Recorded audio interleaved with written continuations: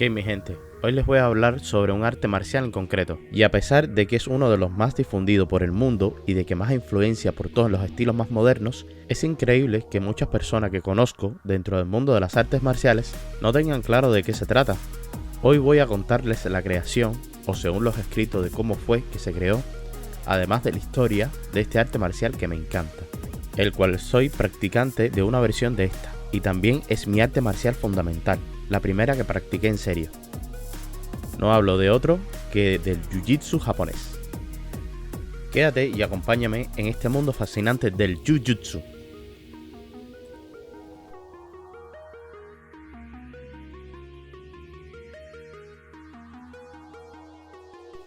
Lo primero, vamos a revisar varias versiones que tienen mucho consenso en la comunidad marcial.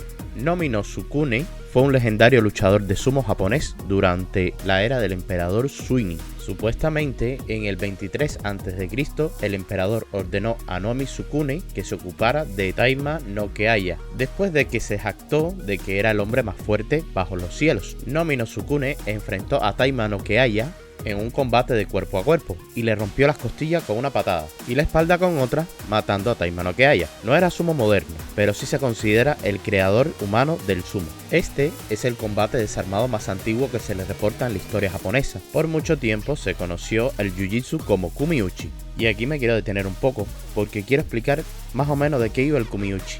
Eso es muy importante. Ya que me parece súper importante a la hora de definir cómo eran los combates cuerpo a cuerpo de la época, sintetizando un poco. En la época Kamakura Jidai 1185 al 1333, el sumo forma parte del adiestramiento de las tropas, donde adopta el nombre de Kumiuchi, hasta poco antes del inicio del período Kamakura. Los enfrentamientos armados entre clanes rivales se decidían en enfrentamientos individuales, en plena llanura, con formaciones de soldados en cada lado. Cada una de las familias enviaba al centro del campo a los dos contrincantes. Cada uno se presentaba con su nombre, rango y familia. Después de que uno de los dos fuera derrotado en un combate de 1 contra 1, el perdedor era suplantado por otro nuevo soldado. El mismo proceso y protocolo se repetía hasta que uno de los dos bandos asumía la derrota. Este arcaico y protocolario modo de enfrentamiento cambió totalmente después de los dos intentos de invasión del archipiélago japonés por parte de Kublai Khan, el último fechado en el 1281.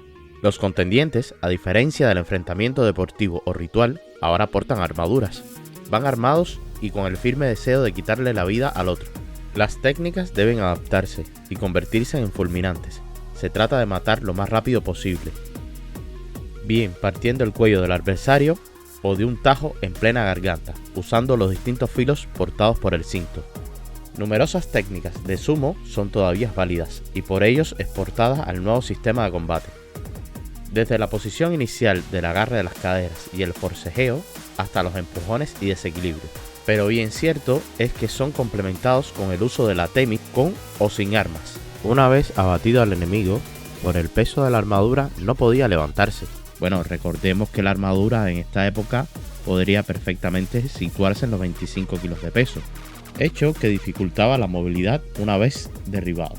Cortar las vías respiratorias mediante la estrangulación o presión sobre el mempo, careta que cubría parcialmente la cara, y el uso de dagas, yoroi, dochi, kodachi, en las zonas desprotegidas de la armadura para acabar con la vida del individuo. No solo las habilidades guerreras logran su cota máxima en este periodo. Sin duda, la entrada de la corriente Zen durante el Kamakura Jidai y la proliferación de sus templos en alrededores sirven de lecho para los guerreros de Kamakura sean conocidos, no solo por su solvencia en el combate, sino por el cultivo de una disciplina mental en el ejercicio interior, plasmado en las habilidades para la literatura, la caligrafía, la música o la poesía. Según varias escuelas japonesas, el origen del Jiu-Jitsu se relaciona con el médico de Nagasaki, Choribei Akiyama, quien estudió su carrera en China. En este país aprendió las 28 técnicas de resucitación y el arte llamado Hakuda, que consistía en golpes y patadas. Al retornar a Japón, enseñó este arte, pero sus alumnos le abandonaron. Akiyama, sintiéndose dolido por la situación, se interna en un templo Tenjin de Tsukushi para rezar por 100 días. Un día, en ese lugar, durante una tormenta de nieve, observaba la manera en que las ramas más fuertes de los árboles resistían por algún tiempo el peso de la nieve, pero se acababan por quebrar. Las ramas más delgadas, al contrario, no ofrecían resistencia. Se curveaban para que la nieve se deslizara y volvían a su posición original. Inspirado en esto, creó 303 movimientos del Jiu-Jitsu, poniendo la flexibilidad sobre la fuerza, llamando a su escuela Yoshin-Ryu, el espíritu del árbol delgado. Spoiler, esto es propaganda de la escuela Yoshin-Ryu, porque no fue la primera en crear el Jiu-Jitsu. El Ken se dice fue traído desde China al Japón por Shin Genping. Él vivió en el templo Kukochoji en Asabu, Tokio. Allí vivían 3 Ronin, Fukuno, Isogai y Miura. Shin Genping le mencionó de un arte para inmovilizar a las personas, el cual había visto pero no había aprendido sus principios. Entre los 3 Ronin hicieron investigaciones y se hicieron muy talentosos en él. El origen del Yu, equivalente al Jujutsu, se le atribuye a estos 3 hombres que diseminaron el arte, y los principios que redactaron son los siguientes. No resistirse al oponente, debe ganarse la victoria cediendo. No proponerse ganar frecuentemente. No dejar llevar el enojo manteniendo la mente vacía y calmada. No molestarse por cosas. No agitarse en una emergencia. Debe estarse tranquilo. En todas estas reglas la respiración es fundamental. Vale, a partir de esta última historia no está claro que se hable precisamente del Jiu-Jitsu, porque al parecer el arte que habla Shin Genping fue el Kenpo. Lo que está claro es que con la inmigración constante de los chinos, estos fueron influyendo tanto en la arquitectura, su escritura, reflejada en los kanji japoneses, religión y por supuesto las artes marciales. Hay un amplio consenso en la comunidad marcial de que el Jiu-Jitsu bebe de las artes marciales chinas como el Shuai Yao, un tipo de lucha, pero que también usa lanzamientos y barridos. Y algunos estilos adoptaron el Qing Na, sistemas de luxaciones chinas.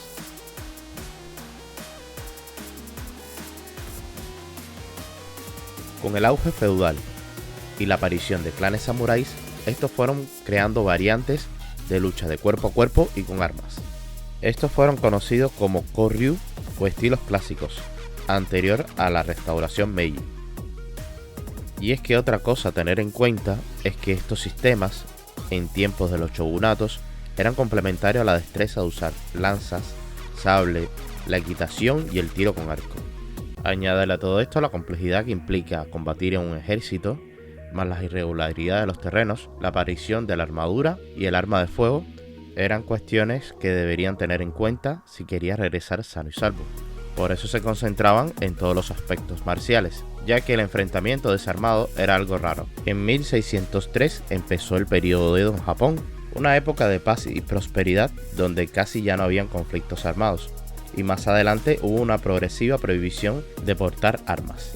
Es así como se desarrollan aún más los estilos de manos vacías, adaptando el método del campo de batalla a las calles, dejándose ver la introducción de algunos golpeos por el hecho de no haber armaduras, también la defensa de espacios de interiores contra pequeñas armas como el wakizashi y el tanto. Hay que destacar la defensa en seiza, ya que es una postura protocolaria que utilizan los japos para sentarse. A estos estilos se le conocerán como yawara, taijutsu o jujutsu. Se tiene constancia de que el estilo más antiguo es el Takenouchi Ryu, que data del 1532, pero también tenemos el caso del Daito Ryu Aikijutsu, que es un estilo que se difunde de forma pública a partir del siglo XX por Sukaku Takeda. Sin embargo, las tradiciones del estilo plantean su desarrollo a lo largo de casi un milenio, pero la destrucción de los documentos en la guerra Bochin en 1886 no ha permitido una confirmación. También se sabe que en el siglo XVIII habían escuelas donde estos guerreros quedaban para echar unos randoris, con unos reglamentos bien estrictos para no hacerse daño. Así que como vemos, el aspecto deportivo no viene solo del judo. A partir de acá quiero dar un salto porque me interesaría estudiar los Koryu y las características de cada uno de ellos. Así que llegamos al siglo XIX, donde ocurren muchas cosas que impactarán de lleno en las artes marciales de Japón y en el pensamiento de los budokas. Con la reforma Meiji desaparece el shogunato y la casta samurái. Esto es un varapalo para muchos de ellos que no conocían otro estilo de vida. Muchos maestros convierten su casa en dojos y de esta manera seguir viviendo de lo aprendido, además de salvaguardar sus tradicionales artes marciales. Con la modernización a marchas forzadas, el antiguo y arcaico método no encajaba con un Japón adoptando valores y costumbres occidentales menos bárbaras y violentas. Se creó el Nihon Butokukai, Gran Sociedad Japonesa de las Virtudes Marciales, donde estos tomaron métodos más modernos, pero el caso que nos compete es del judo, como estilo de unificación y modernización del jujutsu. Con la creación del judo en el 1882 por Jigoro Kano, a partir de los estilos Tenjin Shinjo Ryu y Kito Ryu, Kano recopiló las técnicas y la volvió más eficiente, dándole más enfoque a la movilidad, la coordinación, la educación física y la vida sana. Esa era la premisa del judo, sin contar la autodefensa, pero del judo hablaré más adelante. Y es que no se puede concebir el jiu-jitsu en Occidente sin el método de Jigoro Kano. La verdad es que el judo era un estilo más. En Japón no hay distinción entre judo y jiu-jitsu.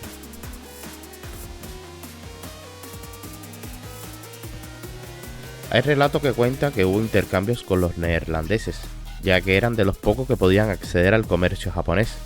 Y tal como se ve reflejado en este libro, tal vez hubo alguna influencia, pero eso no lo tengo claro, así que pasamos página. Pero según los historiadores, la primera escuela que tuvo influencia japonesa fue el Bartitsu Club de Londres, a finales del siglo XIX, que bebió de muchos estilos de jiu-jitsu, judo, boxeo, lucha con bastón, entre otros. Con el auge imperialista y las consiguientes guerras con sus vecinos asiáticos, Japón se consolidó como una potencia emergente en la zona, derrotando a una potencia occidental como el Imperio Ruso. Este hecho puso a Japón en el mapa, exportando al mundo sus instructores de artes marciales para preparar a los ejércitos de los demás países. También una crisis demográfica y falta de oportunidad en el archipiélago hizo que hubiese olas migratorias de japoneses por el mundo entre finales del siglo XIX y la primera mitad del siglo XX, llevando además de sus maletas sus costumbres y cultura. Estas emigraciones japonesas al principio del siglo XX a América sembraron sus semillas. Aquí tenemos el ejemplo de Cuba. Un joven Seitoshi Morita se llevó consigo todos sus conocimientos y se los trasladó a los insulares. Otro más famoso fue el de Maeda, que terminó en Brasil, germen del Brazilian Jiu-Jitsu. Con el intercambio con Occidente, Japón adoptó algunos de los estilos que venían del otro lado del mundo. Ahí está la influencia del catch wrestling, del boxeo, del sabate, entre otros. Sin embargo, en otros círculos prefirieron salvaguardar sus raíces tradicionales. Ejemplo de todo esto está el Daito-ryu Aikijujutsu, padre del Aikido moderno. Pero ahora la pregunta que nos hacemos, ¿de qué va el Jiu-Jitsu? Tranquilo amigo mío que te lo explico. El Jiu-Jitsu como lo conocemos en Occidente es un arte marcial mixto, que tiene atemis, golpeos y pateos, Kansetsu Waza, que son luxaciones a todas las articulaciones, Nage Waza, proyecciones, lanzamientos y barridos, y un sinfín de técnicas.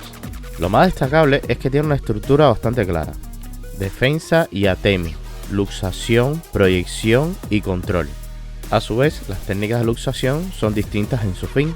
Tenemos las que rompen, las que inmovilizan y las que conducen, estas últimas utilizadas por el cuerpo de seguridad y la policía. En lo general, es un sistema que se centra en la autodefensa principalmente. También existen variantes competitivas de exhibición que se llaman duokata, donde más que la eficiencia buscan lo espectacular. Y también tienen uno de combate, aunque no puedes hacer todas las técnicas que el estilo marcial ofrece por obvias razones. Hay ryu, por ejemplo, uno que yo practiqué, donde se hace yaijutsu, yojutsu, tambo, tanto, yubibo, naginata, nunchaku. Estos dos últimos no lo llegué a hacerlo, en una especie de kobudo a los samuráis. Como podemos ver, el Jiu-Jitsu es un arte marcial súper completo, donde podemos combinarlo con lo que queramos. Podemos incluir el boxing o atemis de karate, podemos atacar con pateos bajos, altos o defensas de suelo. Este es un extracto del libro Abriendo la Guardia Cerrada de Robert Drysdale, en una entrevista que le hizo al sensei Naoki Murata, que está a cargo del Museo y Biblioteca del Kodokan. Y dice textualmente: ¿cuáles fueron las mayores diferencias entre el Jiu-Jitsu y el Judo? Y dice Murata: en el pasado, la mayor diferencia entre el Jiu-Jitsu y el Judo era que el Jiu-Jitsu era un arte marcial. Esta es una habilidad o arte para matar personas, Por el contrario, al judo no se le ha entendido de la misma manera en el pasado. El judo es una manera de formar o educar a las personas. Sin embargo, tiene las habilidades tradicionales del jiu-jitsu, por lo que es posible matar a alguien con el judo, pero no es el objetivo del judo. Como dije antes, el jiu-jitsu era una habilidad para matar personas. El judo es una manera educativa de formar a personas. El objetivo final educativo era el Jitai Kyoei, que es una forma de crear paz, por lo que obviamente esa es la diferencia entre el jiu-jitsu y el judo. El objetivo final es completamente diferente. El tiempo del jiu-jitsu ha terminado ahora, porque el tiempo de los samuráis también terminó. El jiu-jitsu existe en Japón como el activo cultural de ese país. Al judo se le practica de la misma manera que en el pasado, para educar a las personas, por ejemplo, en el entrenamiento policial y en muchas otras actividades. También de este libro sacamos un extracto del maestro Inoue, del estilo Fusen-ryu Jiu-jitsu.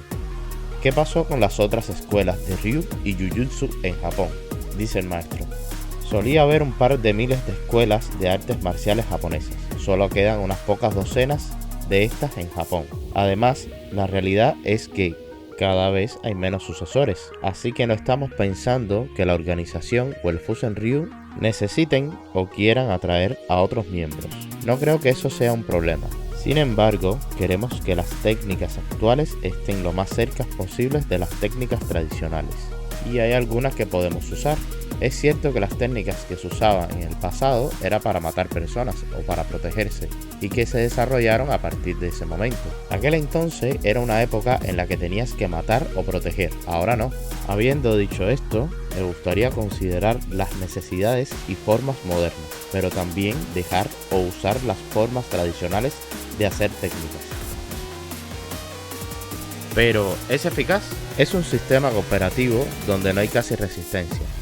Si al atacar te quedas tieso, no va a ser efectivo. A veces viola la regla del Miei, distancia. Se hacen técnicas fáciles de salir si has hecho grappling o jiu-jitsu brasileño. Las técnicas de luxación de muñeca no van a pasar si no hay un agarre previo a la ropa o alguna extremidad. Los ataques de golpes o patadas son poco realistas también. Y es que las artes marciales tradicionales tienden a sufrir modificaciones a medida de la filosofía de los maestros. Practicamos en un ambiente seguro, sin estrés. Empezamos a hacer floritura y no vamos a lo real creando vicios, movimientos innecesarios. No respetamos la coherencia. Si tiro un puñetazo, habrá una respuesta del cuerpo y una configuración determinada para hacer la siguiente técnica. En la mayoría de las escuelas no se hacen randori, que nos ayuda a la memoria muscular. A pesar de muchas técnicas que son súper peligrosas, porque están diseñadas para hacer el mayor daño posible, si no se prueba en un ambiente real, no creo que salga. Además de lo que penalmente nos puede pasar si ejecutamos una de estas. Aunque el estudio de las armas, sobre todo las largas, tienen una función más terapéutica y de preservación, es tiempo que seguimos invirtiendo en algo que no nos va a aportar grandes ganancias. O sea, no vamos a salir con una katana a la calle, a no ser que ya se venga el apocalipsis zombie. ¡Cerebro! Aunque también hay que remarcar artes marciales muy locas donde se combate con armas largas, con armas medievales, también está el kendo y el kali filipino. Pero las escuelas de toda la vida entrenan con movimientos coreografiados. Y bueno, hasta aquí lo que conozco del jiu-jitsu. Me he dejado muchas cosas en el tintero, lo sé, ya que es un arte marcial muy complejo y llena de aristas. En el futuro quiero ver algunos estilos y probarlos si se puede. Dime en comentarios si conocías la historia del jiu-jitsu. Dime si eres un practicante de algún ryu, te estaré leyendo. Sin más, un saludo, hasta un próximo video. ¡Os!